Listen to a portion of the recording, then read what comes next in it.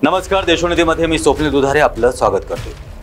नागपूर आणि रामटेक लोकसभा मतदारसंघात 19 एप्रिल म्हणजेच उद्या मतदान होत असून यासाठी जिल्हा निवडणूक यंत्रणा सज्ज झाली आहे। मतदानाच्या ठिकाणी कडेकोट पोलीस बंदोबस्त राहणार असून संवेदनशील केंद्रावरती विशेष लक्ष राहणार आहे। मतदान पथके आज सकाळपासूनच रवाना होणार असल्याची माहिती जिल्हा निवडणूक अधिकारी डॉक्टर विपिन इटनकर यांनी दिली आहे। जिल्हाधिकारी कार्यालयातील NIC सभागृहात पत्रकार परिषदेचं आयोजन करण्यात आलं होतं। यावेळी जिल्हा पोलीस अधीक्षक ग्रामीण हर्ष पोद्दार, पोलीस उपायुक्त श्वेत खेडकर, उपजिल्हा निवडणूक अधिकारी प्रवीण मोहिरे, तहसीलदार वैशाली पाटील यावेळी उपस्थित होते। गेल्या लोकसभा निवडणुकीच्या वेळी सुमारे 54% मतदान झालं होतं। यंदा ही टक्केवारी 75%वरती न्यावयाची आहे। यासाठी सर्वांनी लोकशाहीच्या उत्साहात सहभागी व्हावे। विशेष नागपूर बाहेर वास्तव्यास असलेल्या नागरिकांनी मतदानाचा हक्क बजावण्यासाठी नागपूर या ठिकाणी यावं।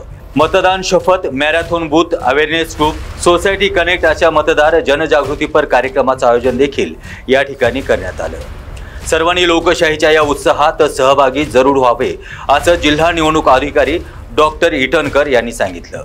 जिल्ह्यात 124 संवेदनशील मतदान केंद्र आहेत। त्यापैकी नागपूर आणि रामटेक लोकसभा मतदारसंघ मिळून 124 संवेदनशील मतदान केंद्र आहेत। यात रामटेकमध्ये 63 तर नागपूरमध्ये 61 आहेत। यात कटोला 15, सावनेर 11, हिंगणा 7, उमरेड 13, कामठी 7 तर रामटेकमध्ये 10 संवेदनशील मतदान केंद्र आहेत। तर नागपूर लोकसभा अंतर्गत नागपूर दक्षिण पश्चिम विधानसभा मतदारसंघ 11, नागपूर दक्षिण 11, नागपूर पूर्व 10, नागपूर मध्य 8, नागपूर पश्चिम 9, नागपूर उत्तर 12 अशा एकूण 61 मतदान केंद्रांचा समावेश आहे। या केंद्रावरती विशेष लक्ष राहणार असून पोलिसांचा देखील कडेकोट बंदोबस्त तैनात राहणार आहे। यातील सुमारे 50% मतदान केंद्राचं वेबकास्टिंग होणार आहे। जिल्ह्यात एकूण 4510 मतदान केंद्र आहेत। यात रामटेकमध्ये 2405 तर नागपूरमध्ये 2105 मतदान केंद्र आहेत। यात सहाय्यकारी मतदान केंद्रांचाही समावेश असल्याची माहिती जिल्हाधिकाऱ्यांनी यावेळी दिली आहे। या ठिकाणी क्षेत्रीय अधिकारी मतदान पथकांची नियुक्ती करण्यात आली असून ही पथके आज 18 रोजी मतदान स्थळी रवाना होणार आहेत।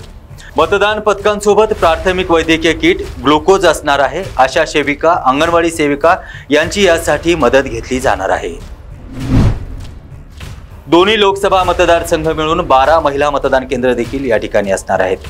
प्रत्येक विधानसभेत प्रत्येकी 1 महिला मतदान केंद्र असणार आहे।